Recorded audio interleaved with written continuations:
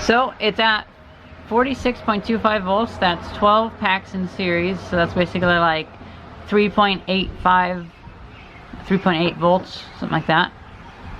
Which normally would be an issue, but since this is such a big battery, it can even power it fine. But I just need to make sure I get like 4 or 5 hours of charge each day. So this thing's gonna be charged, being on the charger, most times it's sitting, I think. Oh, reverse polarity for good luck, because it pisses off some of my viewers. I always end up doing that and have to do it for good luck. So 46.21 volts, that's like 4.8 volts each cell. 4.85, I don't know. And so it's been charging up fairly well, but it's just slow. I probably need to put like it on the charger for like 5 hours each day, just because I'm doing a lot of back and forth. And oh well, I mean, it works. I can always upgrade it later.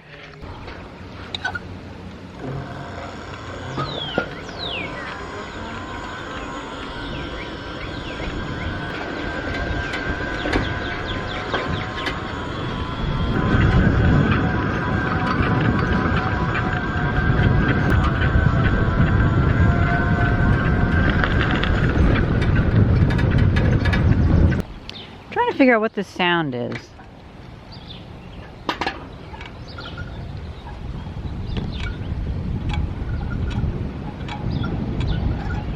It's like a creaking sound.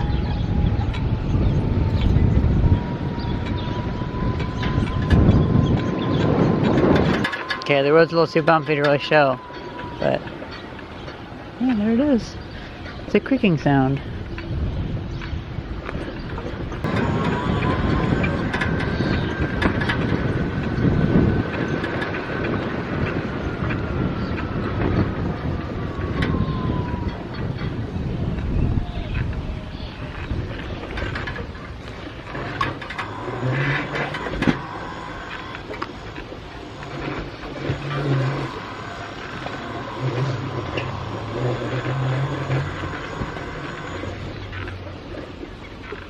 Made it to the workshop, and now it's at 45.4 volts. As for these tires, we've decided that it would be good to go ahead and cut the bottom out, flip it upside down, so these will no longer hold water, so they don't need to be even stored in here.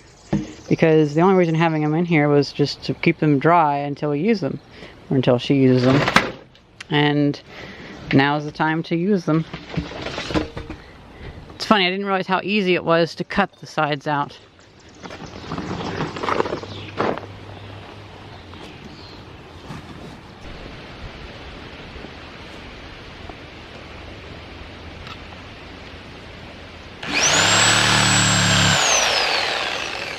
Okay, this one is not going to work. I need to have a wood bit. I don't quite know where I put my blades, but oh hey, I'll keep that out though. I need that for the pipe scrapping. But oh yeah, I still have to burn all that wood that's down there. That's a gnarlier one, yeah. This insulation keeps coming down. Oh well. You know what? I'll just bring the whole thing and we'll use it. Never really got to use this Craftsman for much. Yeah, the blade's definitely gnarlier, so it'll be better.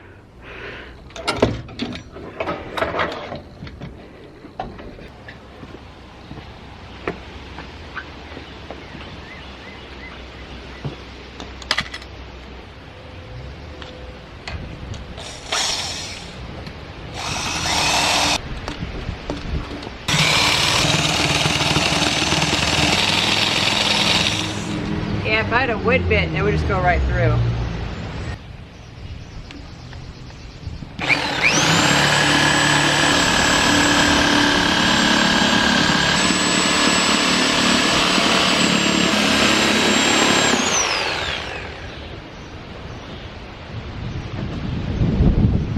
Kind of what you want?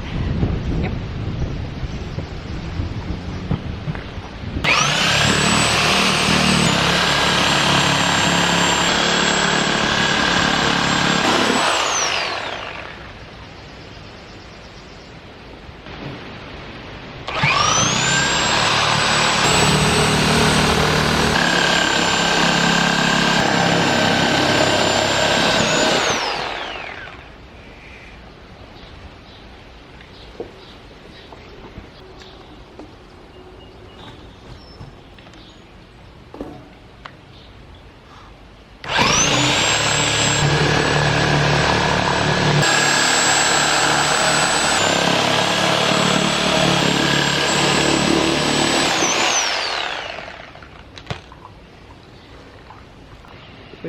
wire pieces around the trees that are growing so I don't mow over them and the neighbor doesn't mow over them.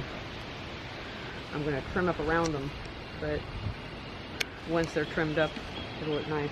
I might even paint them. Looks very rural. Rural. Yeah, I know. But I might paint them a bright color so they can be seen. Like white or whatever? Yeah. Yeah. Oh, look what we have here. He's gotten bigger. I've seen him around throughout the years. I've tried to make sure there's nothing for him to get stuck on, and he seems to do pretty well.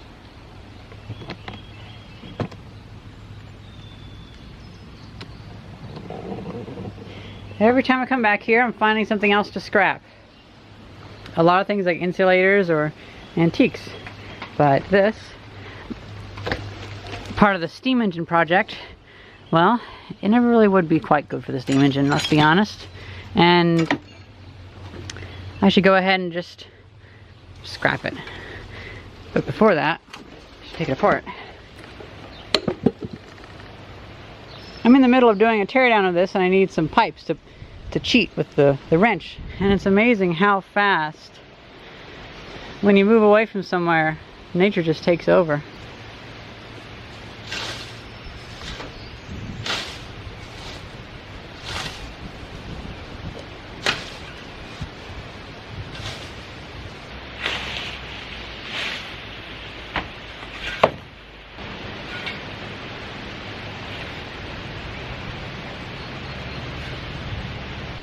Now I have to check for poison ivy. There's not any poison ivy here that I'm seeing, but there's some over there. It appears that my attempts to kill the poison ivy has worked out really well, because I got that 6-foot-long pruner and I just kept killing it. And I went to neighbors' yards and was killing their poison ivy, but I was leaving this other stuff to smother it, and it seems like it's working.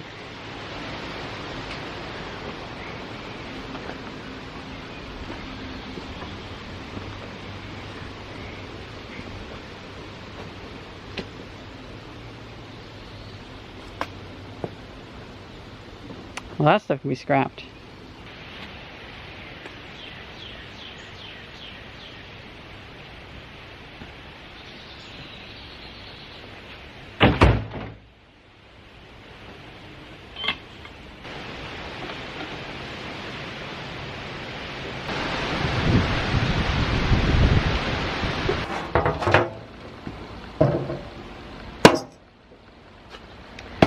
I instantly know how this works now. Oh, it's a float. Now that that's all taken care of, I can scrap this stuff.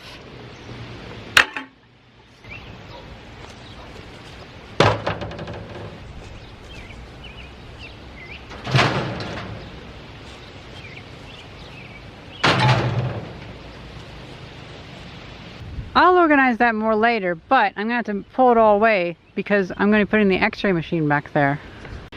I'm slowly getting the shed all cleaned out. There's all the wood I took out, and Sharon can burn that whenever she wishes. Same with that stuff. I want to get this shed cleaned up so I can move the shed that way, and so then this will be exposed, because this x-ray machine is so heavy that I cannot move it out in order to do a teardown of it. So I'm going to move the shed and do a teardown of this, and we can extract all the good high voltage electronics and bits and bobs we want, and then all the stuff I don't want I can just take to the scrapyard. But since this is so heavy, about 500 pounds, it's going to have to be on the bottom of the pile, so anything I put on the trailer is going to have to be moved anyway.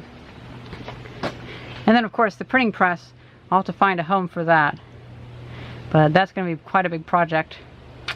Don't know. Well, I say the rest is work for tomorrow. But for today, I've gotten quite a bit done, especially cleaning up. I've also found more things that I can get rid of in here, and I've been going through things. So, not bad for just a few hours. For instance, I'm going to go ahead and just get rid of this whole box of nails from the Red Rooster. these nails are 120 years old, but they've made nails the same way for the past 120 years. So I don't really need them. I was going to try to do an art project with them where I spot weld them together, but I'm just never going to get around to it. So onto the scrap pile it goes. I'll tackle this more later when I have less pressing matters. Once that shed is taken care of. I will not be scrapping the printing press, don't worry. At the very least, I'll just sell the printing press or trade it for parts for somebody else who has a transfer price and wants it. Well, I am beat. So let's just transition to whatever the next part of the day is. Let's go back to the 1925 house. I want to film a video or two about what Bill's been doing with the bathroom. This has been charging for a good while. Let's see what the value is. 47.6 volts. If I recall right, that's just a little bit higher than when I first rode out here. So I basically just made the same amount that I came out here with. But, oh well, that's good. At least I can recoup the power, or I can put the power back in that I used to go out there. This sidecar fights the power a lot. It fights the front wheel, so it's going to use a lot more power. Oh well, sidecars are just more complicated, and having a wheel off center is just going to cause a lot of trouble. I can definitely understand why it was easier whenever I had a tricycle instead of a bicycle with a sidecar, because it's more balanced then. I got home and boy was I tired. By the way, I got it charging and it's fully charged up, but I got home and I had to crash. I had to go take a nap, and it's been a few hours. So me and Thais have we've been kind of staying with family members, and the place we're staying now, waiting for the apartment to open up. We've already, like, the deadline's already moved on several months, so we'll probably have to be waiting until fall now. But it's a nice place we're staying. We're staying with their sister, and they have like a nice fold-out bed in the living room. It's perfect. But you know, like, when you're living in a place, when you're staying like a sleepover, it feels weird to sleep in. And I need a lot of sleep. Like, I have a hard time working with just 8 hours, because I work up like a sleep debt. And then I have to just have a time where I sleep like 12 or 13 hours straight to reset myself, like every 2 or 3 weeks. And I haven't had that. And so anytime I take a nap now, like, I'm just like kind of fall asleep doing whatever I'm doing. I've been getting such like this sick feeling where I'm just like, oh man, I'm way too tired. I come out of the sleep worse than I was. Well, since I only slept 1 hour yesterday, today I slept 8 hours, but it wasn't quite enough to recoup it. And I woke up feeling so just like I had a big sleep debt built up, but I couldn't go back to sleep. I tried to go back to sleep, and so all this day I've been feeling so like floaty and weird. But I took a nap and I'm feeling a lot better, and I'm probably gonna sleep a lot more. But that works out because it's really, really quiet here, and I like that.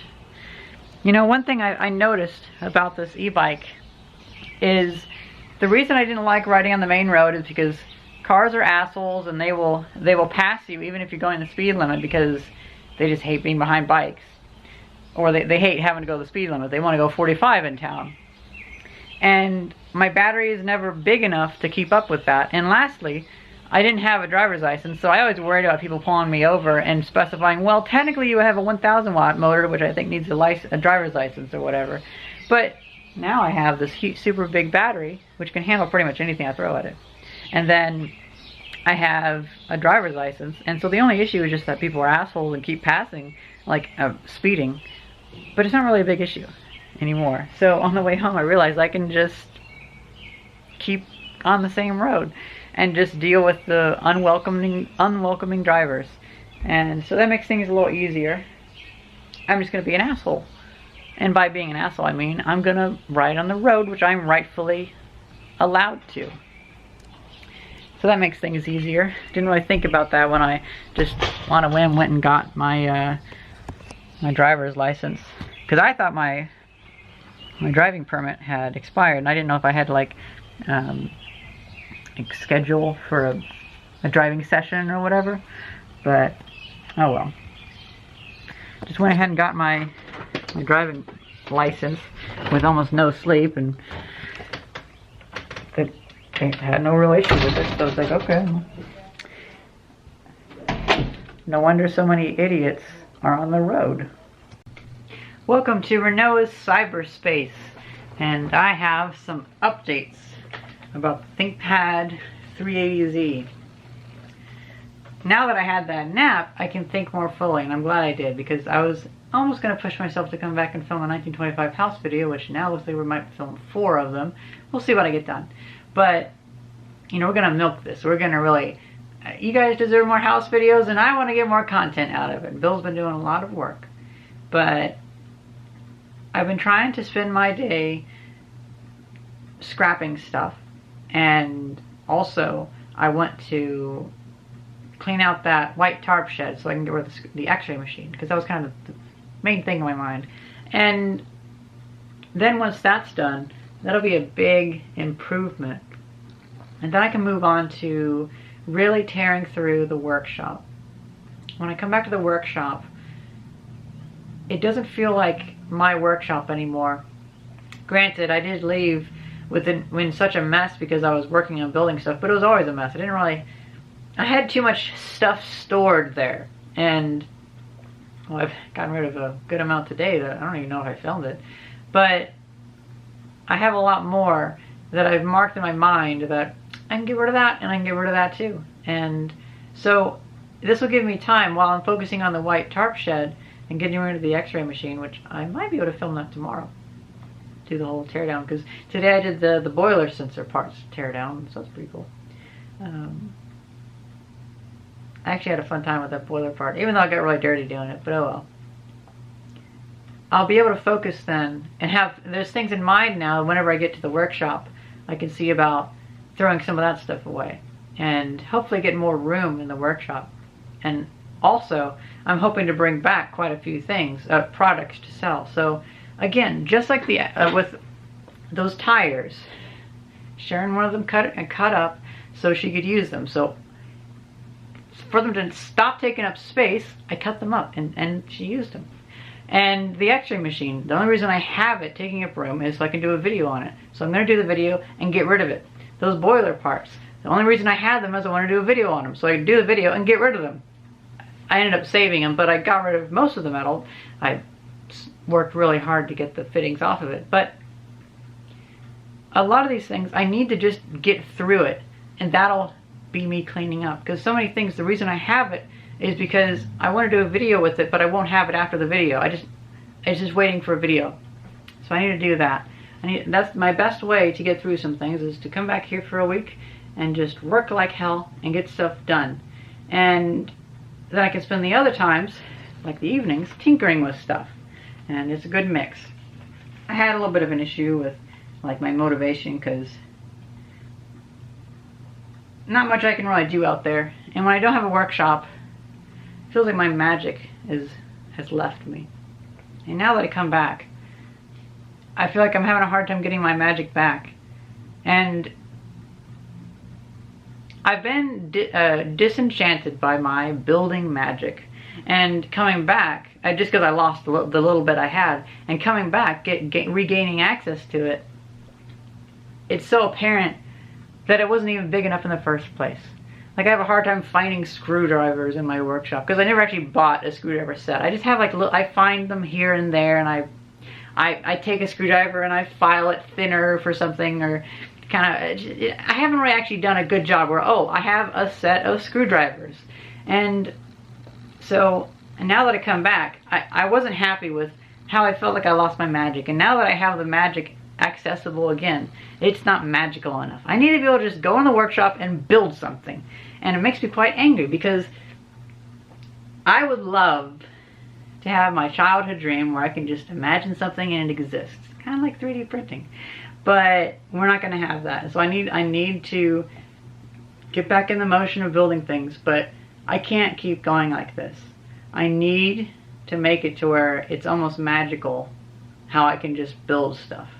And sure, I'm fast-paced with cleaning, but I need to really be able to get into working on stuff.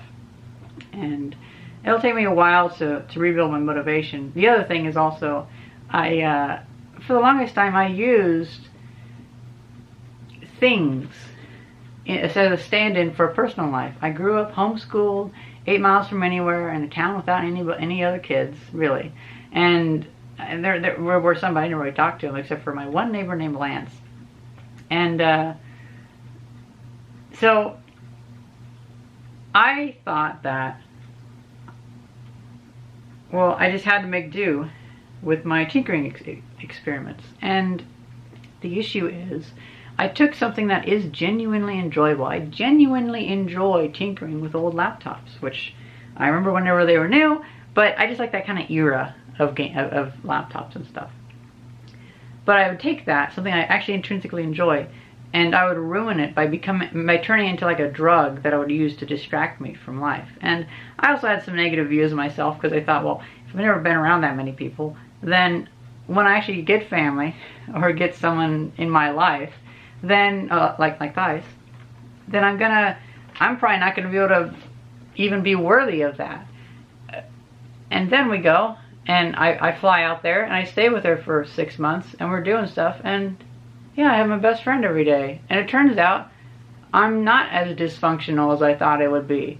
And it turns out it's nice to have a social life, because I fit in with her family and stuff. And there's all these friends and stuff that I've now just acquired by being her best friend. And it is kind of surprising that I don't have to just be the person who their only thing in life is tinkering. And now I have to be able to downgrade that, because, you know, sometimes I allow myself to resent tinkering because that's all I had. But now I can just go play like a game with family members, and it's fun. And so I don't have to live on just work. I can have a work-life balance. And so I want to make sure that I preserve the tinkering, because I kind of ruined the tinkering, because I relied on it for my emotional importance or whatever, and I shouldn't have, because tinkering is just tinkering. You'll get a little bit from it, but you can't live for tinkering that well unless you're crazy. But now that I don't have to live for it, I want to make sure that I'm not using it like it's a drug to distract me from my life. I have to get back into just only doing what I want, but being very like pure and passionate about it. And you know, it's almost a good thing that I finally had something that stopped me from tinkering. I finally just had to sit down and spend my days on a couch. Turns out, I took up programming. I got that energy to do programming and game development, and I've already released my first game on itch. I'm gonna update it a few more times, and then I'll let you guys know about it. It's just a little game like I would have made years ago, but now we have itch.io, and you can upload stuff like that.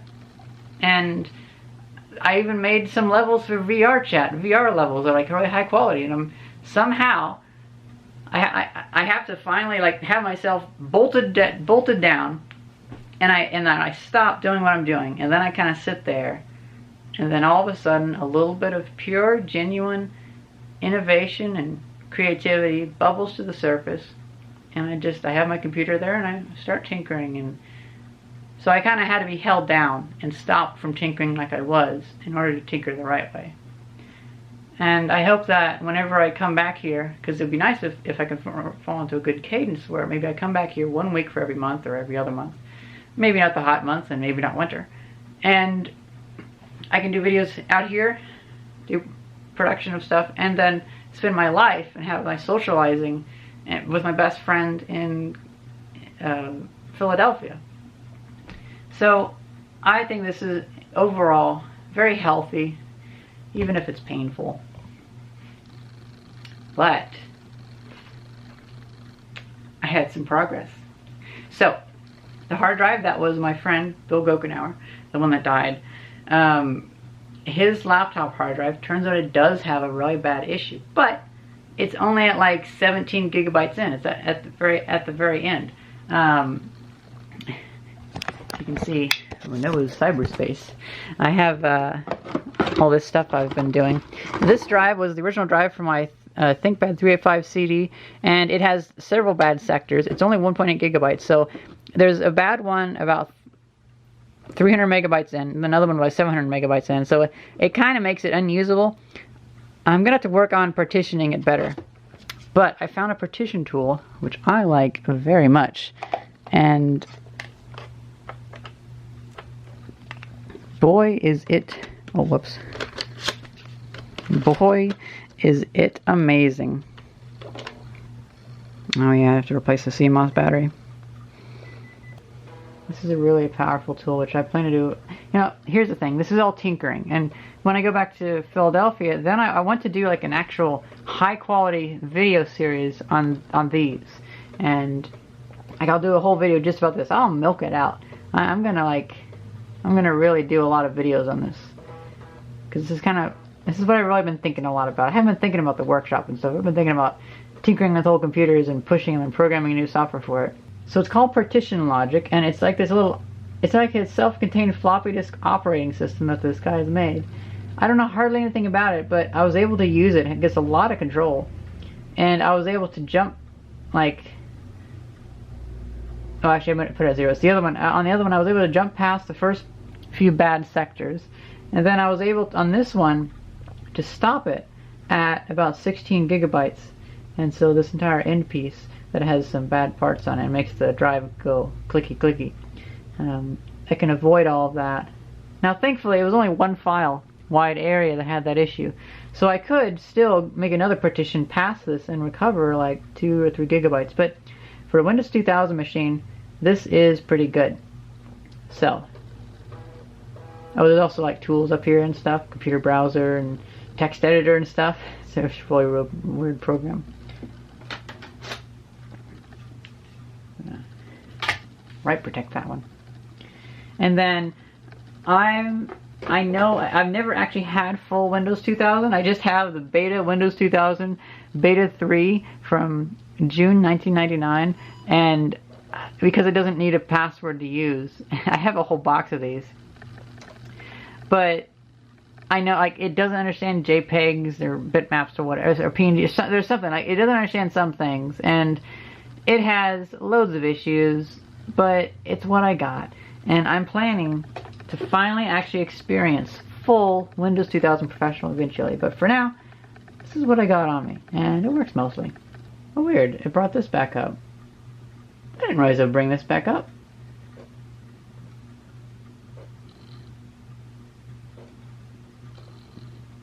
So I even put my own wallpaper on there of me and Theis's character from Final Fantasy XIV. And then, last night, I also tested out the screensaver. And boy does it work. This 300 megahertz Pentium 2 does pretty good. I'm going to try the other versions of Fly-By-2. This is the one that Lazy Game Reviews did a video on. I'm going to try the other versions of it and see if they give a better frame rate. But if not, it's pretty cool. I really like this, and as soon as I saw it, I knew I had to have it on my computer. I bet my 385 CD would have a real hard time rendering this. I love the flat shaded polygons. There's no textures on those polygons. They're just flatly shaded and lines and whatnot. It's so cool. I'm not going to film me tinkering with it tonight, but I'm going to see about trying the other versions of Fly-By-2. Ah, so it turns out that the 4K version does render the full screen, but it is slow. But the version that I had, which was the SpeedFix version, was also slow. The original one is like a buttery smooth, that looks like at least 40 FPS. So I guess the original one was more optimized.